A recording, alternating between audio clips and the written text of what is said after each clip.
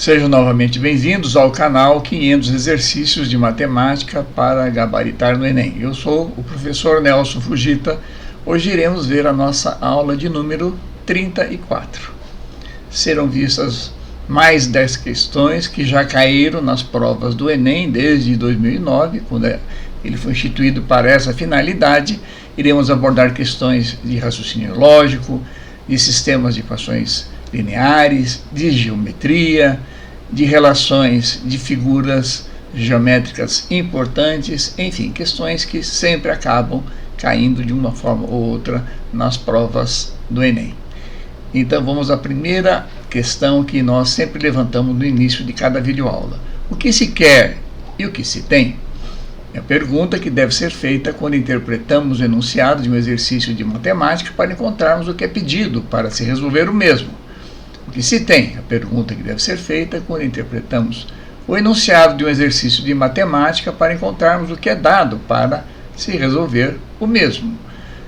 Tendo em mãos o que se quer e o que se tem, é mais fácil elaborar uma estratégia para a resolução dos mesmos, como iremos ver a seguir.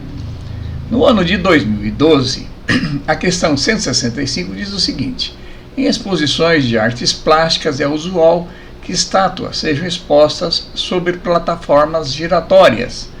Uma medida de segurança é que a base da escultura esteja integralmente apoiada sobre a plataforma.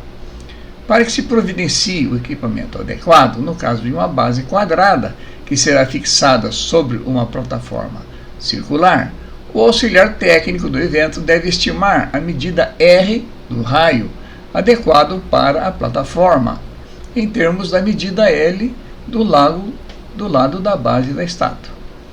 Qual a relação entre R e L o auxiliar técnico deverá apresentar, de modo que a exigência de segurança seja cumprida? E são dadas 5 alternativas, vamos checar qual delas é a correta. O que se quer? Qual a relação entre R e L que o auxiliar técnico deve apresentar para cumprir a exigência de segurança? O que se tem? Uma plataforma giratória circular de raio R, sobre a qual será fixada a base quadrada de lado L. A base da escultura tem que estar totalmente apoiada na plataforma. Então vamos à resolução. A diagonal dessa base quadrada, então nós temos a base da estátua, é um quadrado de lado L. Ela vai se apoiar numa plataforma giratória de raio R, o diâmetro D, ok? Em condições de segurança, de tal modo que toda a base quadrada se encaixe e esteja contida dentro desse círculo de raio R. Vamos lá. A diagonal D minúsculo dessa base quadrada deverá ser menor ou igual ao diâmetro D maiúsculo dessa plataforma, para atender ao quesito de segurança, ou seja, Dzinho, que é o diâmetro da base quadrada, tem que ser igual a L raiz de 2. Por quê? Se eu tenho um quadrado de lado L, teorema de Pitágoras, os dois lados L ao quadrado mais L ao quadrado, dá 2L ao quadrado, é o quadrado da diagonal. Então, a diagonal do quadrado é D raiz de 2, ou L raiz de 2, né? Lado a raiz de 2. E isso tem que ser menor ou igual ao diâmetro da plataforma giratória. Então, usando essa relação, se L raiz de 2 é menor ou igual a D, se eu multiplicar e D é o dobro do raio, então L raiz de 2 tem que ser menor ou igual a 2R, ok? Para eliminarmos esse raiz de 2, eu vou multiplicar toda a expressão por raiz de 2, então vai ficar L raiz de 2 vezes raiz de 2 vezes raiz de 2 dá 2. Então vai ficar 2L menor ou igual a 2R raiz de 2, ok? Posso simplificar o 2 aqui em cada membro dessa inequação, então vai ficar L menor ou igual a R raiz de 2, que é a resposta A, a alternativa A dessa questão. O lado do quadrado tem que ser menor ou igual ao raio do disco da plataforma vezes a raiz de 2, ok? Então vamos para a próxima. No ano de 2010, a questão 166 diz o seguinte: o gráfico mostra o número de favelas no município do Rio de Janeiro entre 1980 e 2004, considerando que a variação nesse número entre os anos considerados é linear. Então nós temos aqui duas linhas retas ou dois segmentos de reta entre 1980 e 1992 e entre 1992 e 2004, exatamente o intervalo de 12 anos entre essas semi-retas. Então diz o seguinte: se o padrão na variação do período 2004 a 2010, que não está nesse gráfico, se mantiver nos próximos 6 anos, e sabendo-se que o número de favelas em 2010 é 968, então o número de favelas em 2016 será, e são dadas 5 alternativas. Ok? Vamos à resolução. O que se quer? O número de favelas em 2016 no Rio de Janeiro. O que se tem? Gráficos mostrando crescimentos lineares em períodos de 12 anos. Em 1980 eram 372, em 1992 573 favelas, em 2004 750. De 2004, que tinham 750, a 2010 968 favelas, ou seja, num período de 6 anos será mantida essa mesma projeção que irá ocorrer de 2010 até 2016, que é o que o exercício quer saber no ano de 2016. Então vamos à resolução. Existem duas formas de resolvermos. Uma, que nós vamos utilizar o conceito de reta, que é o que a gente está buscando agora, trabalha com as funções, né, função retilínea, né, e uma outra que era talvez mais simples até, através de uma regra de 3. Mas vamos por essa primeira solução. Como o crescimento será linear de 2004 até 2016, a equação da reta y igual a ax mais b. Vamos pegar então a equação de uma reta, que é a, onde A é o coeficiente angular e b o coeficiente linear. Então, y é o número de favelas e x é o número de anos. Então vamos imaginar que nesses gráficos aqui nós tenhamos aqui anos na abscissa x, né? e número de favelas y, x e y, ok? Para o ano x igual a 0, se nós começarmos no ano de 2004, né, pegarmos a reta no trecho de 2004 aqui em diante, tá certo? Então vamos botar o nosso referencial aqui, ó, x igual a 0. O y vale 750, porque é isso que diz o enunciado. Em 2004 ocorreram 750 favelas, esse é o início. Então, para x igual a 0, y será 750. Se eu colocar nesta equação genérica da reta, y igual a x mais b, x igual a 0, o y será b, e y igual a b, e y igual a 750, ok? Y 750, b 750. Vamos pegar o segundo ponto dessa reta, no ano de 2010. No ano de 2010, segundo o enunciado, o número de favelas, o y, será 968. E o x será 6, porque se em 2004, o ano 0, né?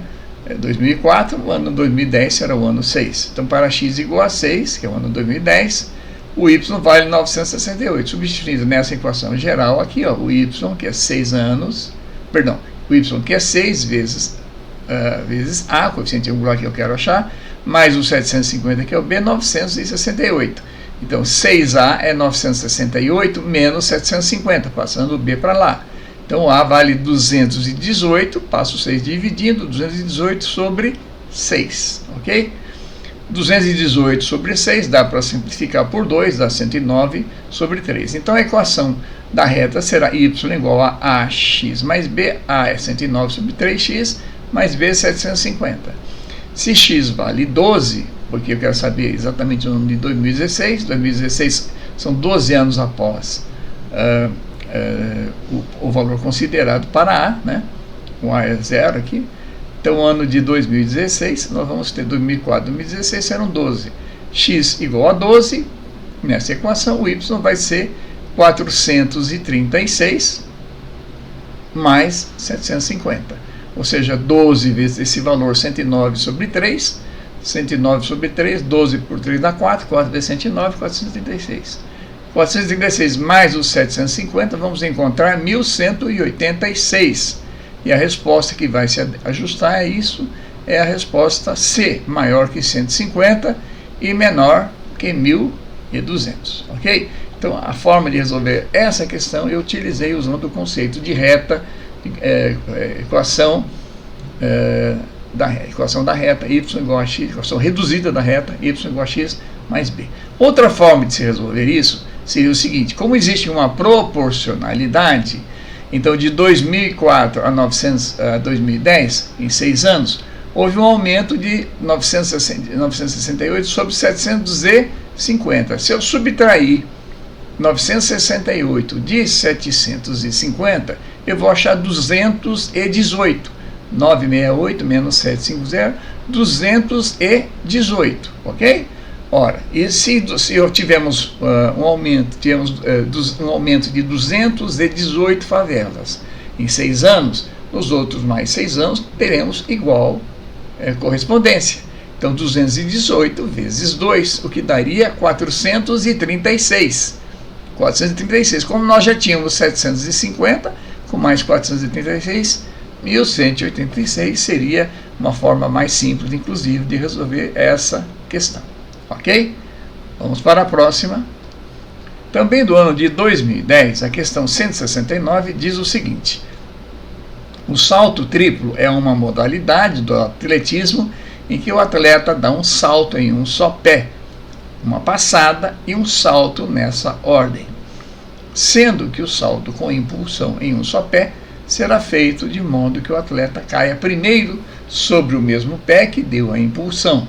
Na passada, ele cairá com o outro pé no qual o salto é realizado.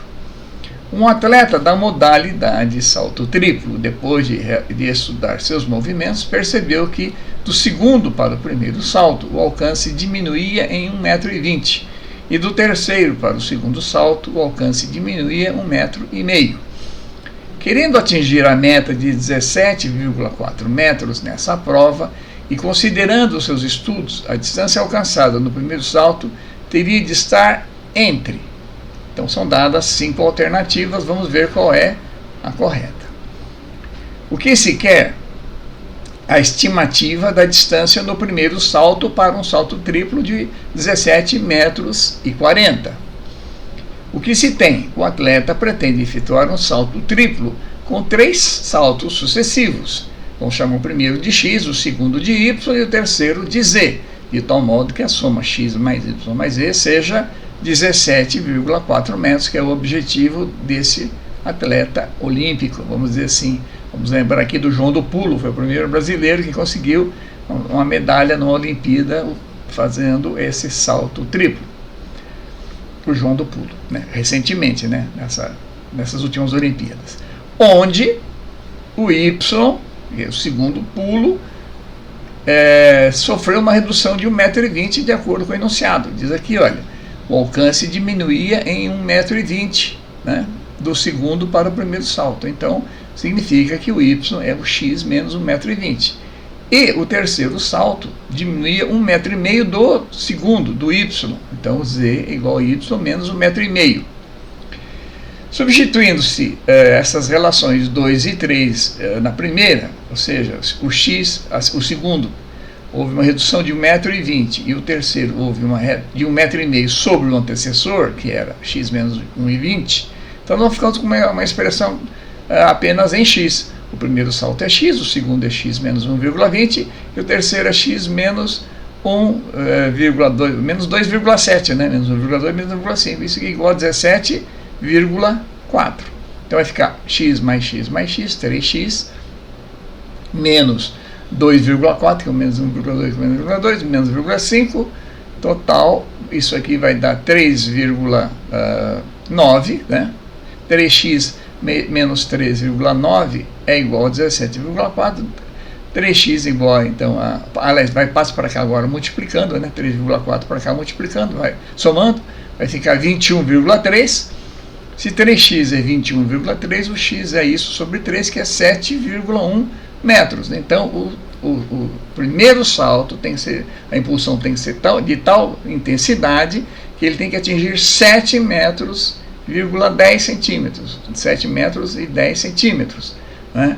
E, portanto, a única resposta que satisfaz essa condição é a resposta D, ou seja, o salto tem que estar entre 7 e 8 metros, ok? Vamos para a próxima. No ano de 2019, a questão 142 diz o seguinte: nos 6 cômodos de uma casa, há sensores de presença posicionados de forma que a luz de cada cômodo acende assim que uma pessoa nele adentra e apaga assim que a pessoa se retira desse cômodo. Suponha que o acendimento e o desligamento sejam instantâneos. O morador dessa casa visitou alguns desses cômodos, ficando exatamente 1 minuto em cada um deles. O gráfico descreve o consumo acumulado de energia em watt vezes minuto em função do tempo T em minuto das lâmpadas de LED dessa casa, enquanto a figura apresenta também a planta baixa da casa, na qual os cômodos estão numerados de 1 a 6, com as potências das respectivas lâmpadas indicadas. Então nós temos aqui à direita a planta baixa de uma casa, tem a entrada, a sala com 20 watts, um quarto com 13, um banheiro de 2 watts, depois uma suíte. A suíte é o quarto, mas esse banheirinho aqui, a suíte tem 15 watts, né? E o banho da suíte tem 5 watts e a cozinha que tem 10 watts, ok? Bom, e aí então o gráfico mostrando de minuto em minuto o tempo em que ele permaneceu dentro de cada cômodo, a quantidade de energia consumida em watts acumulada aqui. Ele entrou no primeiro ambiente, consumiu 20 watts, no segundo ele subiu mais 15 e assim sucessivamente, ok? O que o exercício pede? A sequência de deslocamentos pelos cômodos, conforme o consumo de energia apresentado no gráfico. Então temos 5 fluxos de possíveis que essa pessoa percorreu os cômodos da casa, e o exercício pede para se descobrir qual foi exatamente esse percurso. Então vamos à resolução. O que se quer? A sequência de deslocamentos pelos cômodos conforme o consumo de energia apresentado no gráfico. O que se tem? Energia em watts por minuto versus o tempo em minuto, mostrando a evolução do consumo em 8 pontos de luz. Vamos à resolução. Pelo gráfico, a entrada se dá na sala 1, 20 watts, 20 watts, certo? A primeira entrada. Aí, para ir para o segundo ponto, ele consumiu mais 15 watts, para dar 35. Então, mais 15 watts, onde tem mais 15 watts? O quarto aqui tem 13, o banho aqui tem 2, a cozinha tem 10, a suíte aqui tem 15 watts, então ele se deslocou até a suíte. Tá? Muito bem, da suíte, que já temos 35 watts acumulado, ele foi para o ponto 3, gastando mais 5 watts para acumular 40. Então, ele andou mais 5. Para andar mais 5, saindo da suíte, onde é que temos aqui? Temos um banho de 2, um banho de 2 e um de 5. Então ele foi aqui no ambiente 5, né? Esse banho 5. Depois, ele já consumiu mais 15 watts, tá certo? Para ir no ponto 4, ou seja, ele estava no banho com 5 mais 15, foi para 40 watts, né? E para consumir 15 watts, onde é que ele deve ter voltado ou ido? Ele deve ter retornado para a suíte, novamente, ele vai para a suíte, mais 15 watts, tá? Então voltou para a suíte, número 4, mais 15 watts.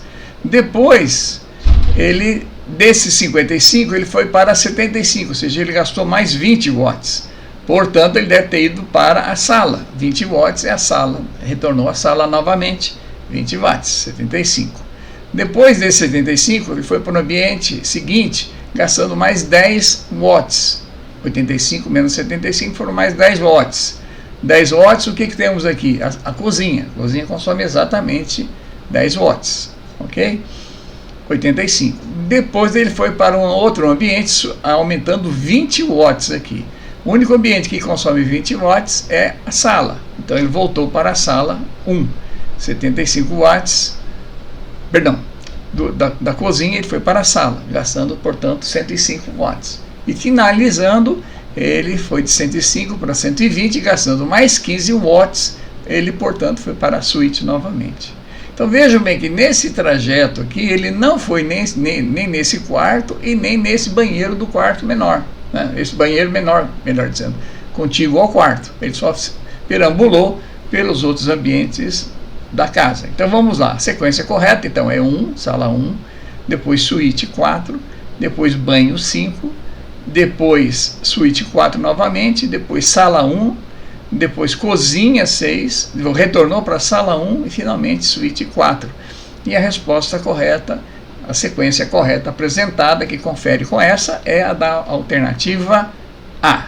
Ok? Uma questão bastante inteligente, bastante raciocínio lógico, simples de resolver, porque é um simples cálculo aritmético, mas temos que entender então o movimento ocorrido e o entendimento desse gráfico, que ele é linear, crescente, porque a cada 1 minuto, né, ele foi mudando de posição e ali mostrava o acúmulo da potência das energias, da energia consumida. Ok? Para a próxima. No ano de 2018, a questão 169 diz o seguinte: torneios de tênis, em geral, são disputados em sistema de eliminatória simples.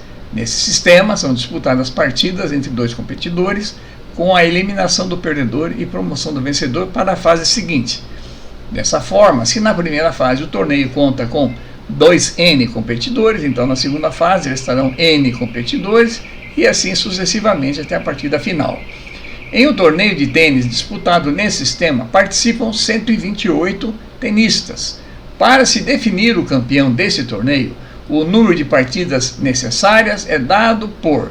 Então são dadas aí 5 alternativas em que mostram então qual seria a sequência das partidas para a finalização desse torneio. Então vamos à resolução. O que se quer? A sequência para se obter o total de partidas de um torneio de tênis de eliminatórias simples. O que é aquele torneio de eliminatórias simples? É o chamado torneio mata-mata. Joga 1 contra 1, um é eliminado, o seguinte vai para a próxima rodada, e assim vai, o empareamento vai ocorrendo, né, até sobrar o finalista. Ok? Então vamos lá. O que se tem? O número inicial de competidores, que são 128. Então vamos imaginar as rodadas que vão ocorrer aqui com o número de participantes e, consequentemente, o número de partidas. Então a primeira rodada nós temos os 128 participantes, tá certo? Como eles jogam um contra o outro, são, portanto, 64 partidas. Né? Aqui são eliminados 64, sobram 64 que vão produzir 32 partidas. Dessas 32 partidas aqui, né? Dessas 32 partidas aqui vão sobrar 32 participantes, porque 32 serão eliminados. Então vejam bem, isso aqui vai dar 64, né? 32, 16, 8, 4, 2 e 1. Então o número de partidas será essa soma, 64 mais 32 mais 16 mais 8 mais 4 mais 2 mais 1. É a sequência uma sequência de 2 em 2, 2, 4, 8, 16 e assim por diante, né? Uma sequência onde aqui a última partida é quando faz o pareamento dos últimos 2 finalistas, ok? E a resposta correta, portanto, é a resposta E, ok? Vamos para a próxima.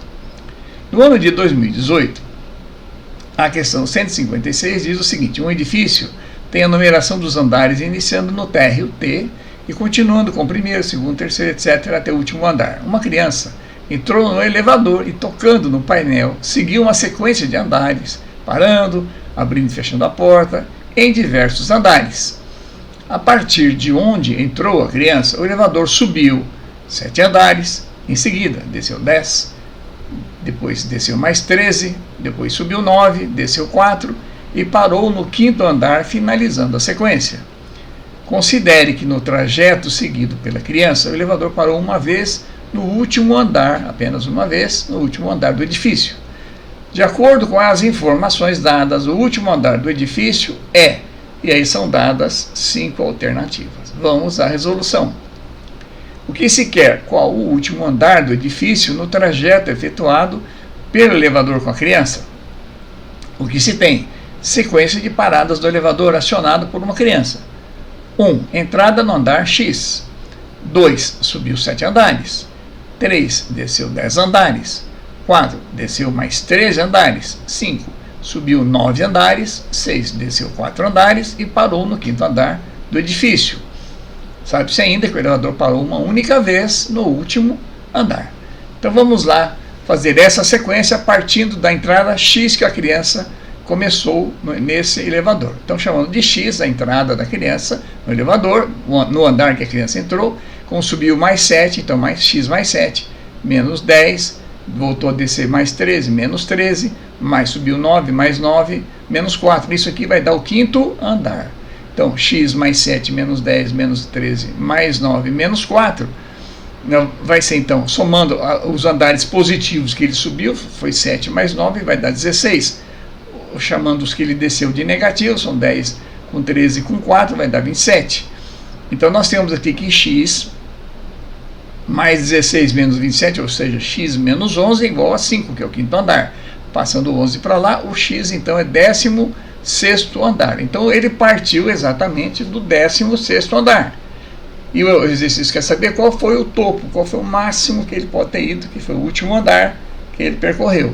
Então, se nós observarmos já de início aqui, ó, ele subiu 7 andares. Ele foi no máximo possível, foram 16 mais 7, 23. Porque depois ele só desceu 23, chegou a ir ao térreo, depois subiu até o 9º e depois desceu 4 e voltou para o quinto andar. Ok? Então, só para fechar novamente aqui, ó, o correto. Ele estava no 16º, subiu mais 7, foi ao topo, 23. 23 desceu, 23, ó, foi ao térreo. No térreo ele subiu 9, foi ao 9º, menos 4, quinto andar, foi onde ele terminou. Ok? Então, a resposta correta, 23º andar, alternativa C dessa questão. Muito interessante, muito simples, né? Só não errar na soma ou subtração dessa sequência. No ano de 2019, a questão 159 diz o seguinte: após o Fórum Nacional contra a Pirataria, FNCP, incluir a linha de autopeças em campanha veiculada contra a falsificação, as agências fiscalizadoras divulgaram que os 5 principais produtos de autopeças falsificados são rolamento, pastilha de freio, caixa de direção, catalisador e amortecedor. Após uma grande apreensão, as peças falsas foram cadastradas utilizando-se a codificação: 1 rolamento, 2 pastilhas de freio, 3 caixas de direção, 4 catalisadores e 5 amortecedor. Ao final, obteve-se a sequência 5, 4, 3, 2, 1, 2, 3, 4. 5, 4, 3, 2, 1, 2, 3, 4. 5, 4, 3, 2, 1, 2, 3, 4 e assim por diante, que apresenta um padrão de formação que consiste na repetição de um bloco de números. Essa sequência descreve a ordem em que os produtos apreendidos foram cadastrados. Vou repetir, essa sequência descreve a ordem em que os produtos apreendidos foram cadastrados. O item de 2015, né, o 2.015º item cadastrado foi um rolamento, um catalisador, um amortecedor, uma pastilha de freio ou uma caixa de direção. É muito interessante essa questão, não é? Porque, de fato, a questão da pirataria é uma questão séria nesse país, não é? E, infelizmente, as pessoas procuram buscar no produto falsificado aquilo que vai lhe resolver uma situação de curto prazo, mas que depois vai lhe dar uma dor de cabeça maior, e pior ainda se ele acabar sendo enquadrado como receptador de uma coisa desse tipo, não é? Mas vamos à resolução dessa questão. O que se quer? O item de número 2015 cadastrado apreendido pela fiscalização. E se tem 5 itens de peças falsas apreendidas, classificadas na seguinte ordem: 1 rolamento, 2 pastilhas de freio, 3 caixas de direção, 4 catalisador, 5 amortecedor. Cadastramento seguindo o ordenamento.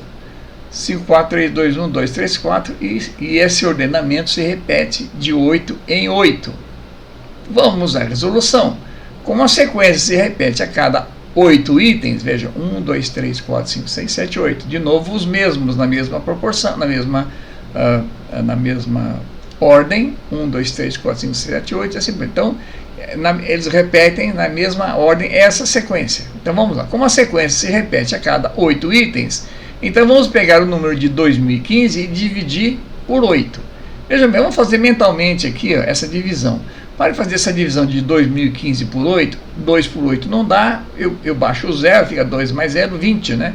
20 dividido por 8 dá 2, 2 vezes 8, 16, para 20 sobram 4, baixo o 1, 41.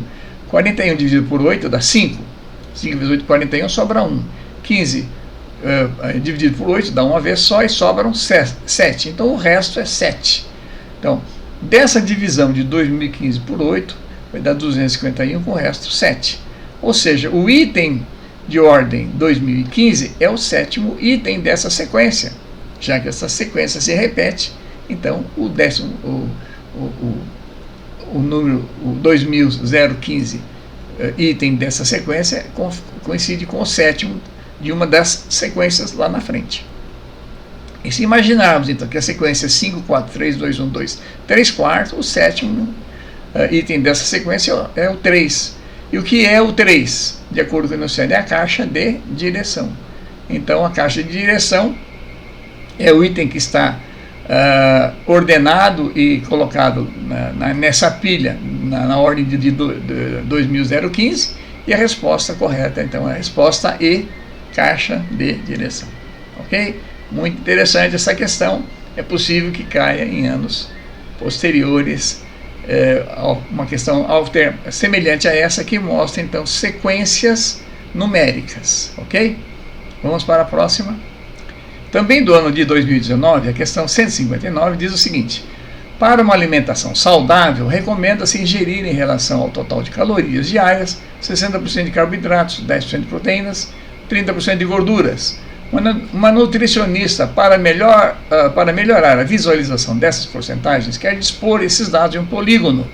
Ela pode fazer isso em um triângulo equilátero, um losango, um pentágono regular, um hexágono regular ou um octógono regular, desde que o polígono seja dividido em regiões cujas áreas sejam proporcionais às porcentagens mencionadas. Vou repetir: desde que o polígono seja dividido em regiões cujas áreas sejam proporcionais às porcentagens mencionadas. Ela desenhou as seguintes figuras. Então temos a figura de um triângulo, né, equilátero.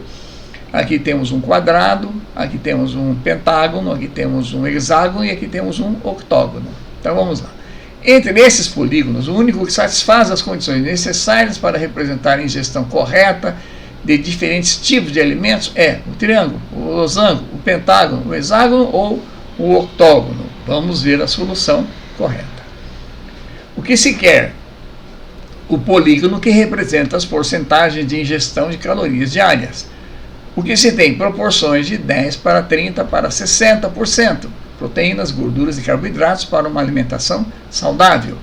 5 gráficos tipo pizza para representar esses percentuais. Então vamos à resolução. A proporção destas calorias estão nas razões percentuais de 10 para 30 para 60, correto? 10 proteína, 30 gordura, 60 carboidrato. 10 para 30 para 60. Ou seja, na proporção de 1 para 3 para 6. Se é 10 para 30 para 60, é o mesmo que 1 para 3 para 6. Ou seja, 1, 3 e 6 fatias de uma pizza no total de 10 fatias. Então eu teria que ter, vamos dizer, um gráfico tipo pizza, em que tivéssemos então 10 fatias, e a primeira seria reservada para as proteínas, a segunda seriam 3 fatias para a gordura e 6 fatias para carboidrato, nessa proporção de 1 para 3 para 6. Mas não existe nessas 5 alternativas possíveis nenhum dodecágono ou coisa desse tipo, que tenham 10 lados, ok? Mas vamos prestar atenção numa parte do enunciado que eu fiz questão de frisar na hora da leitura. Desde que o polígono seja dividido em regiões cujas áreas sejam proporcionais às porcentagens mencionadas.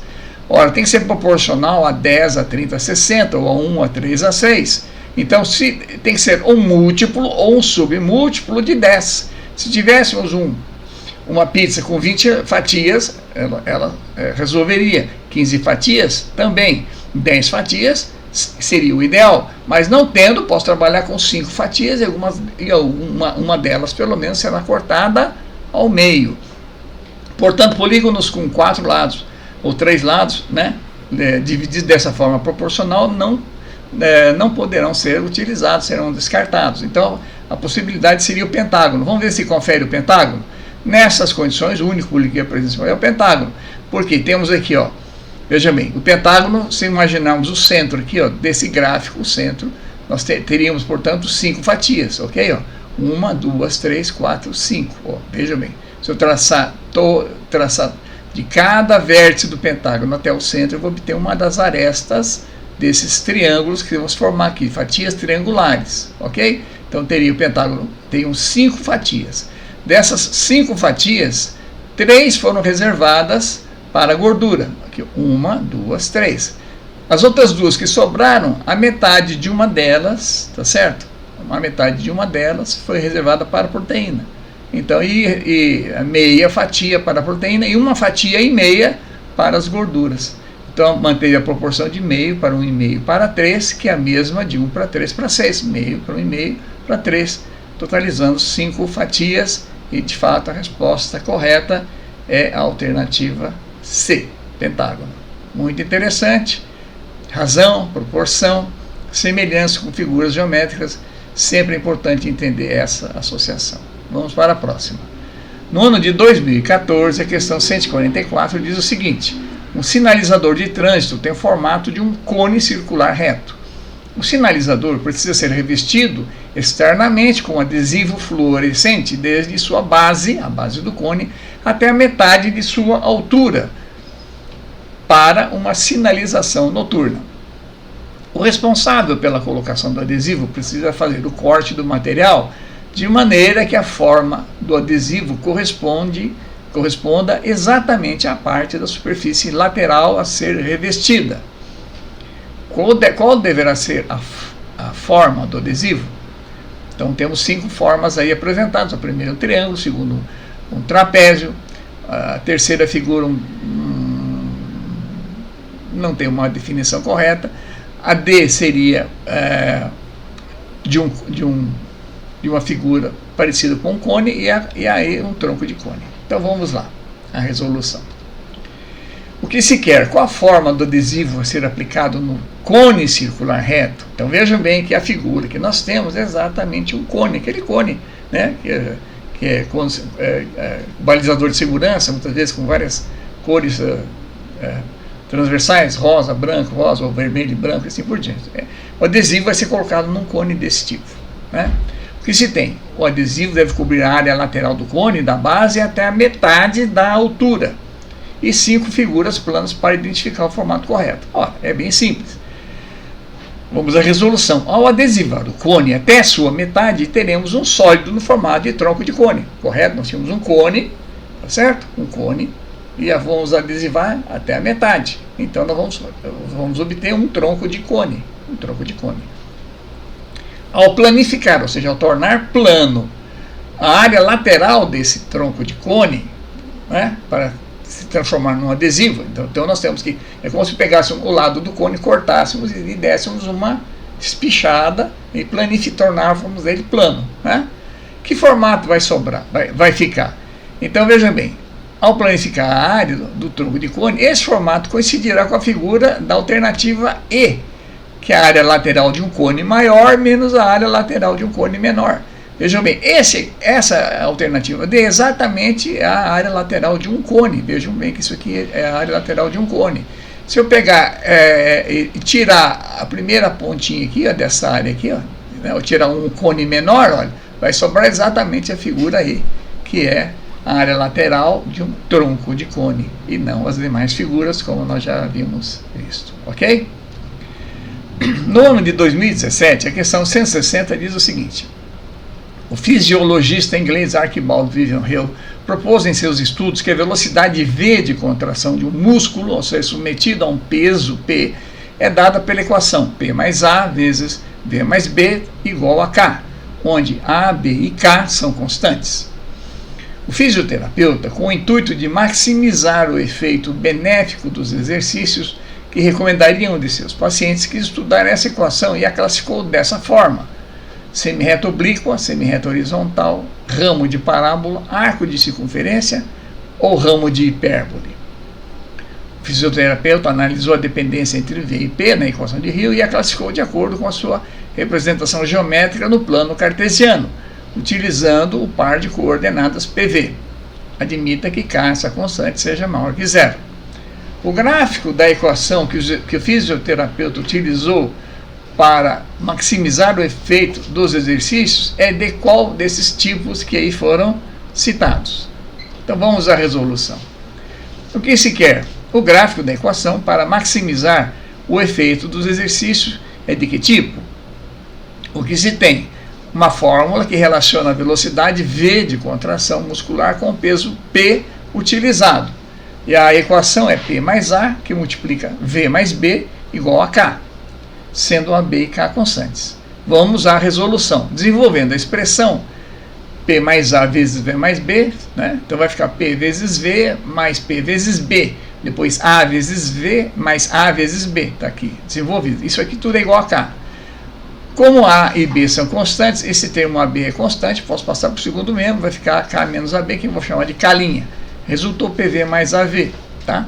Chamando V de X, por exemplo, e P de Y, então vai ficar XY, né? PV, XY, mais AX mais BY igual a constante. Se eu quiser isolar o XY, vai ficar XY igual a constante, menos essa expressão aqui. Ora, se vocês observarem esse gráfico, o produto x vezes y sendo uma constante, imagine, 1 vezes 10 é uma constante? É, 10. Existe outra? Existe. Por exemplo, 2 e 5 também dá o produto, dá 10, certo? 3,3 vezes 3,3. Então o que vai acontecer? À medida, eu posso partir de pontos extremos, e eu tenho x e y, um bem pequeno e o y bastante grande, e depois eu vou invertendo, vai igualar um ponto e vai mudando. Exatamente o gráfico desse ramo de hipérbole que eu coloquei aqui, ó, tá certo? Esse ramo de hipérbole, ele satisfaz exatamente uma relação PV igual a constante. Você lembra da equação de Boyle-Mariotti, a equação de Clapeyron, né? Para quem estuda físico-química, exatamente isso. PV igual a constante, equação dos gases, PV igual a constante. PV, são dois parâmetros, aqui no caso foi chamado também de P e V, casualmente, né? Ao invés de se compararmos pressão e volume com peso e velocidade de contração, seria exatamente essa equação. E seria esse aqui o ramo considerado, tá certo? Que é o ramo de uma hipérbole equilátera desse tipo. Se o aluno não conseguir deduzir isso, também poderia fazer por eliminação. Veja bem, quais são as outras alternativas? Semirreta oblíqua, essa equação aqui, olha, essa equação aqui não é uma equação de semirreta nem de reta. A equação de uma reta é a equação do tipo y igual a x mais b, né? Y igual a x mais b. Não, aqui não está, aqui é x vezes y. Nenhuma semirreta oblíqua, nem horizontal. Ramo de parábola também não. A equação da parábola é a equação do segundo grau. Y igual a x ao quadrado mais bx mais c. Também não seria. Tampouco não seria um arco de circunferência. Então, por eliminação, numa pressa de resolver essa questão final de prova, eu vou lá e coloco o ramo de hipérbole, porque é a única que realmente poderia satisfazer essa equação que a gente não conhece. Ok? Com isso, nós encerramos mais uma videoaula. Espero que todos tenham tido um bom proveito. Hoje vimos questões importantes que utilizam o raciocínio lógico, a interpretação de gráficos, elas são questões que sempre acabam caindo, né? E até uma questão que envolveu um ramo de hipérbole. Espero vocês para a próxima. Não se esqueçam de se inscrever no canal, porque muitos que ainda não se inscreveram com essa atitude vão permitir que o YouTube torne mais visível esse nosso canal e que possa, de uma certa forma, atingir a mais pessoas que também precisam desse conhecimento. Obrigado a todos e até uma próxima.